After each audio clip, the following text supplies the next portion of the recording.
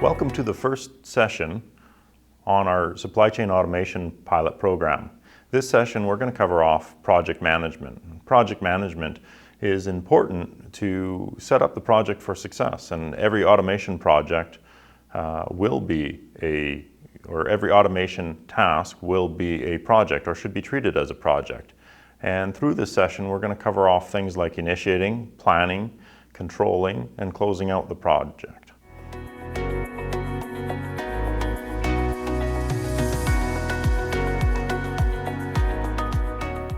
One of the first things that we want to do in project management is define what the project is.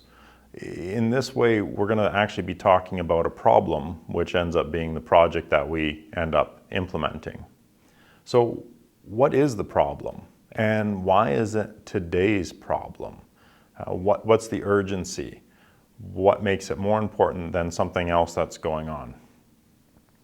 Part of defining the problem or the project that we're going to implement is coming up with the objectives and the outcomes. And this is a little bit of an iterative process, as we'll want to figure out what outcomes we want and the objectives we want, and that'll actually help us define the project or the problem as well. And I'll continue to use project and problem somewhat interchangeably, as really when we're talking about implementing automation within the supply chain, we're talking about solving a problem so that we can then go on and focus more on what we want within our business and focus more on our core competencies. So once we've identified the project or the problem and the outcomes and the objectives with it, we really want to hone in on the scope of this project. And the scope is going to define what is included in the project and what's not included in the project. One of the biggest issues that I've seen with projects, particularly things like implementation of ERP programs and other types of automation projects, has been scope creep. The project turns into a never-ending or perpetual project. And throughout this session, I'm going to talk a bit about how we can prevent scope creep and how we should better manage a project on this. So at the end of the day, one of the things that we also want to define within the problem itself or the project is who are we solving this problem for and who's most vested in it. For example, a CEO of a small business is probably quite vested in it. Whether or not that person is going to be the one looking after the project is another question altogether, but that person also has the very most influence in the project. That said, depending on the project itself, the CEO may not actually have that much interest in the project. So when you're talking about who's interested and who's invested and who is the project for, we talk about a stakeholder analysis, and it's a good idea to identify who our stakeholders are in this project and how much influence and how much interest they have. And then you'll gauge your communications with your stakeholders based on that. And we'll talk more about that as this session goes on and how we want to manage our stakeholder communications and really manage our stakeholders to help us with the greatest chance of success throughout this project that we're managing.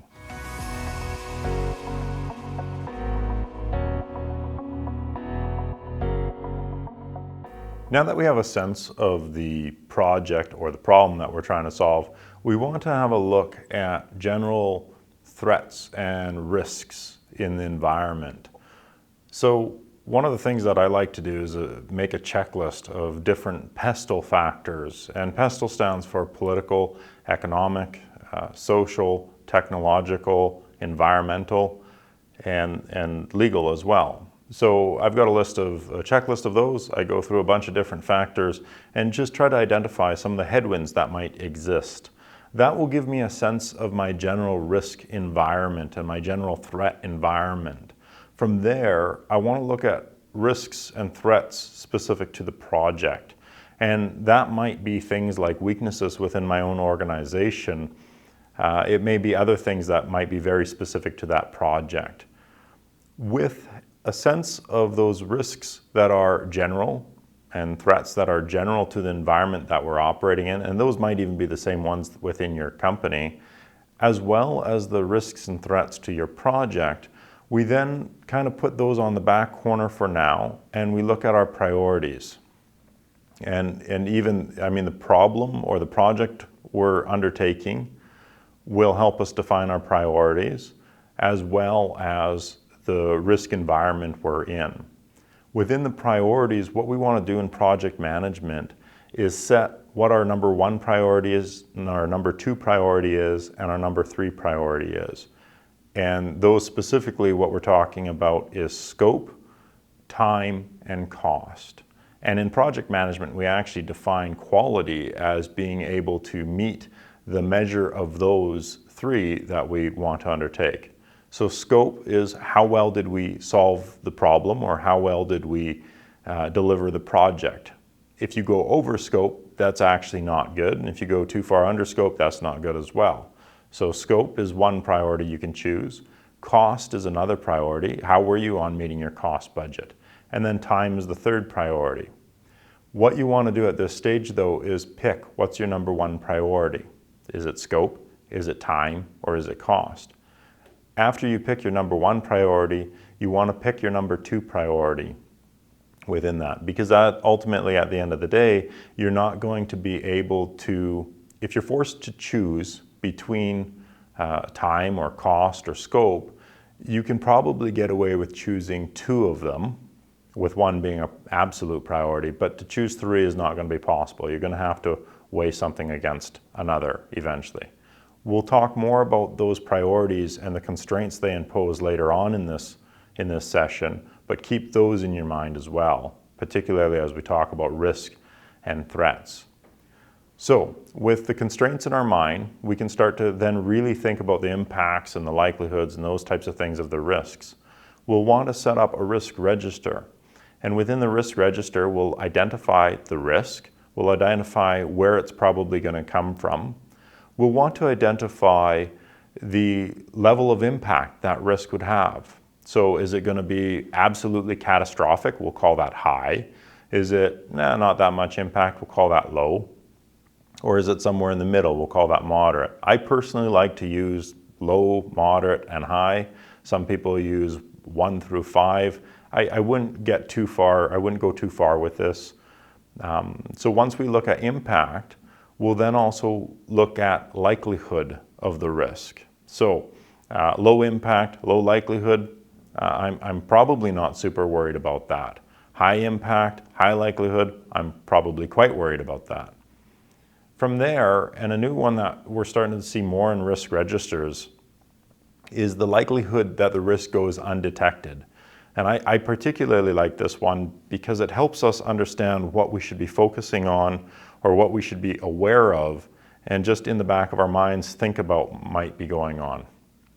Once we've identified our general measures of those 3 areas, we'll then take an overall measure based on those 3 areas of the overall severity of that risk.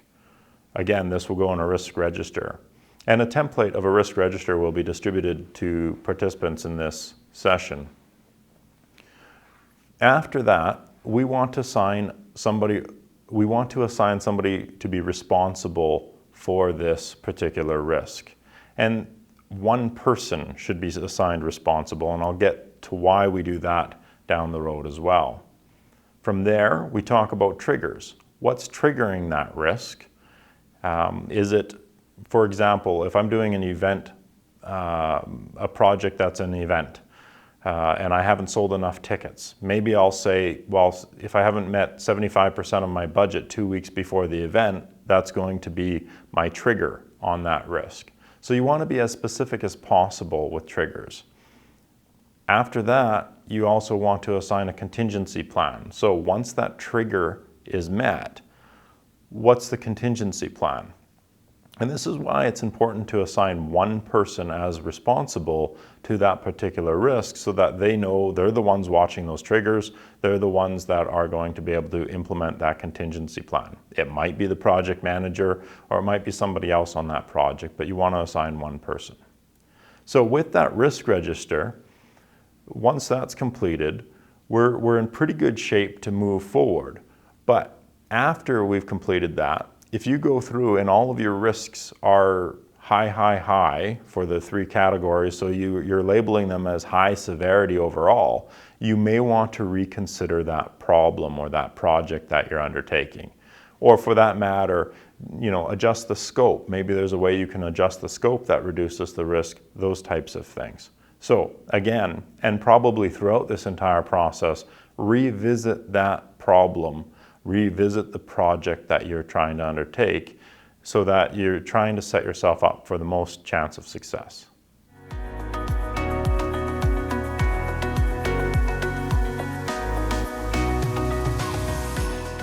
All right, so now after looking at the problem again, after we've gone through and done the risk assessment and threat analysis and so forth, we want to start looking at what the business case is for this particular project or the problem that we're trying to solve.